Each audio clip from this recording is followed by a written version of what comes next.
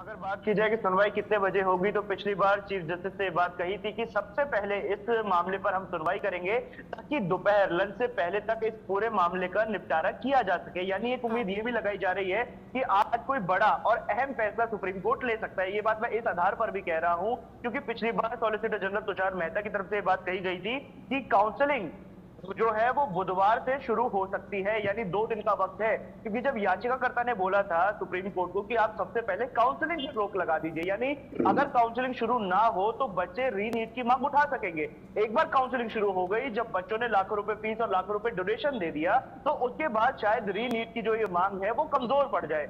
ऐसे में solicitor general Tushar Mehta की तरफ से कहा गया था कि बुधवार से पहले काउंसलिंग शुरू नहीं होगी। बुधवार को सरकार ये सोचेगी कि आखिर काउंसलिंग कब और किस प्रकार से शुरू करनी है, और उसके बाद भी ये जो पूरी प्रक्रिया है काउंसलिंग की, ये 1 महीने तक चलेगी। यानी बुधवार तक का वक्त सुप्रीम कोर्ट के पास अभी भी मौजूद है काउंसलिंग पर रोक लगाने के फैसले पर अपना जवाब देने के लिए। सुप्रीम कोर्ट में आज जो सुनवाई होनी है वो होनी है एनटीए के द्वारा जो रिजल्ट दायर किया गया था उसके आधार पर जो याचिकाकर्ता सवाल करने वाले हैं उसको लेकर। क्योंकि पिछली बार याचिकाकर्ताओं की तरफ से कहा गया था कि बहुत सारी अनियमितताएं हैं जो एनटीए ने अपने कहीं एफिडेविट में साझा नहीं की है।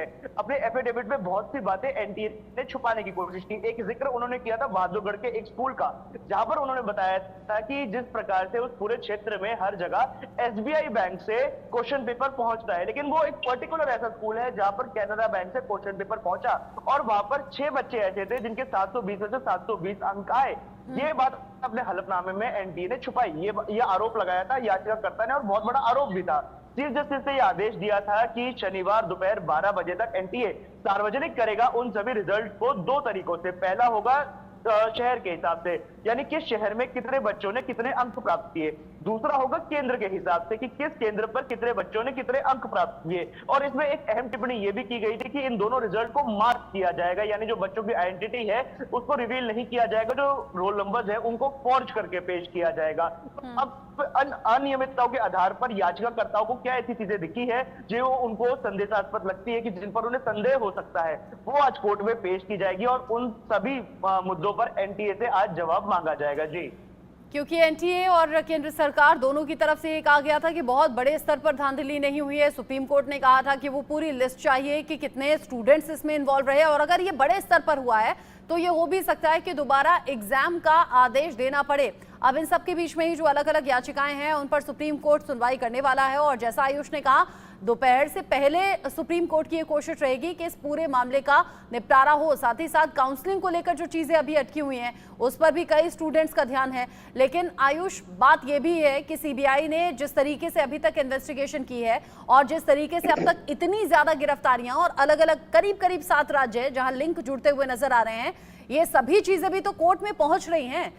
जब ये सभी चीजें कोर्ट में ध्यान दी जा रही हैं या फिर कोर्ट के संज्ञान में है, तो धांधली तो बहुत बहुत बड़े स्तर पर हुई है। तो क्या इस चीज की कोई भी पॉसिबिलिटी है कि सुप्रीम कोर्ट ये कह दे कि दोबारा से होगा एग्जाम? जी देखिए, जिस प्रकार से अभी आपने बताया कि एनटीए और सरकार दोनों ने ये बात कही कि जो धांधली है वो बड़े स्तर पर नहीं हुई, इसमें एक थोड़ी सी त्रुटि थी। सरकार ने ये बात बोली है आईआईटी मद्रास की रिपोर्ट के हवाले से कि जो धांधली है, जो त्रुटि है, वो बड़े पैमाने पर नहीं हुई, जबकि एनटीए ने तो ये बात कभी मानी ही नहीं कि कोई भी धांधली हुई है। एनटीए तो हमेशा से ये बात बोलता आ रहा है कि जो ये वीडियो सोशल मीडिया पर वायरल हो रही है जिसमें नीट यूजी 2024 का पेपर लीक होता हुआ साफ साफ दिख रहा है, वो फेक है, वो एडिट की गई है। और इसके साथ साथ ही अपनी बात को प्रूव करने के लिए एनटीए ने एक यूट्यूब वीडियो का लिंक भी अपने हलफनामे में डाला है, और उस यूट्यूब वीडियो में यह दिखाया गया है कि किसी भी कितने आसानी से किसी भी ऑनलाइन डॉक्यूमेंट को आप एडिट करके उसे फेक बना सकते हैं और वो बिल्कुल ओरिजिनल जैसा लगेगा, जिससे बच्चों में यह भ्रांति फैल जाए कि नीट यूजी 2024 का पेपर लीक हुआ। यानी सरकार और एनटीए दोनों के यहाँ पर जो स्टैंड है उनमें थोड़ा सा विरोधाभास तो नजर आ ही रहा है। एनटीए सरकार ने जो ये बात बोली थी कि आईआईटी मद्रास की जो रिपोर्ट है वो ये दर्शाती है कि जिन स्थानों पर बच्चों के अंक ज्यादा आए हैं सामान्य से, उसका कारण ये है कि वहां पर कोचिंग सेंटर ज्यादा थे, यानी कोचिंग सेंटर ज्यादा होने की वजह से वहां पे बच्चे जो थे वो ज्यादा अच्छी पढ़ाई ले पा रहे थे, और इसी के चलते उनके अंक जो है वो सामान्य से ज्यादा आए।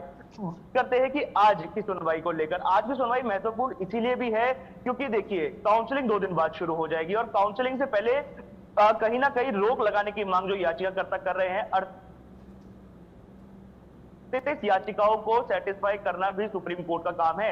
आपके तीसरे सवाल की तरफ मैं आता हूं, जब आपने पूछा कि क्या सुप्रीम कोर्ट के जो कदम है वो एग्जाम कैंसिल करने की ओर नजर आ रहे हैं। देखिए, इसमें भी दो बातें हैं, क्योंकि सुप्रीम कोर्ट ने सबसे पहले बात कही थी कि अगर इस पूरे एग्जाम की प्रक्रिया में हमें 0.01% डिस्क्रिपेंसी मिलती है तो हम कोई कड़ा फैसला लेंगे। लेकिन वो कड़ा फैसला क्या होगा? क्या सुप्रीम कोर्ट इस पूरी परीक्षा को रद्द कराकर रीनीट 2024 की मांग पर सहमति जताएगा, या फिर किसी और तरीके से हम देख सकते हैं कि कोई कड़ा फैसला सुप्रीम कोर्ट लेगा? तो वही दूसरी ओर बात करें कि अगर सुप्रीम कोर्ट का मूड क्या लग रहा है। देखिए, मैं इस केस से शुरुआत से जुड़ा हुआ हूं और लगातार हर हियरिंग सुप्रीम कोर्ट की मैं अटेंड करता हूं, सुनता हूं। अगर मैं बताऊं तो सुप्रीम कोर्ट फिलहाल रीनीट के फेवर में नजर नहीं आ रहा है। इसका कारण भी है, सुप्रीम कोर्ट ने यह बात कही है कि हमें पहले तीनों के हलफनामे चाहिए, केंद्र का, एनटीए का और सीबीआई का, और तीनों के हलफनामे के आधार पर हम ये डिसाइड करेंगे कि जो ये लीक है ये कितने बड़े पैमाने पर हुआ। अगर लीक एक शाम पहले होता है और सोशल मीडिया पर होता है तो ये जंगल की आग की तरह फैलेगा। ऐसे में हम सोच सकते हैं कि शायद पेपर को कैंसिल किया जाए। लेकिन अगर ये महज 3-4 घंटे पहले ही लीक हुआ है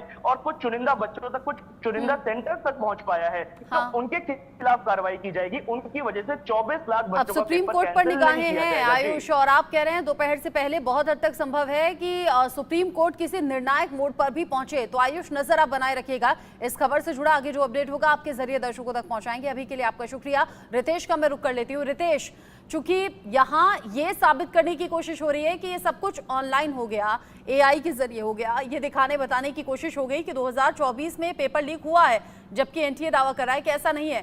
फिर उन पेपर्स का क्या जो कि जली हुई हालत में मिले? बिल्कुल, देखिए, सबसे बड़ा सवाल उठता है कि एनटीए आखिर एक तो चोरी, दूसरी सीना चोरी इस तरह से क्यों कर रहा है? क्योंकि बगैर अगर कुछ गड़बड़ नहीं था तो मामले की जांच सीबीआई में नहीं होती, मामला सुप्रीम कोर्ट में नहीं होता, इसका ट्रायल वहां पर नहीं होता।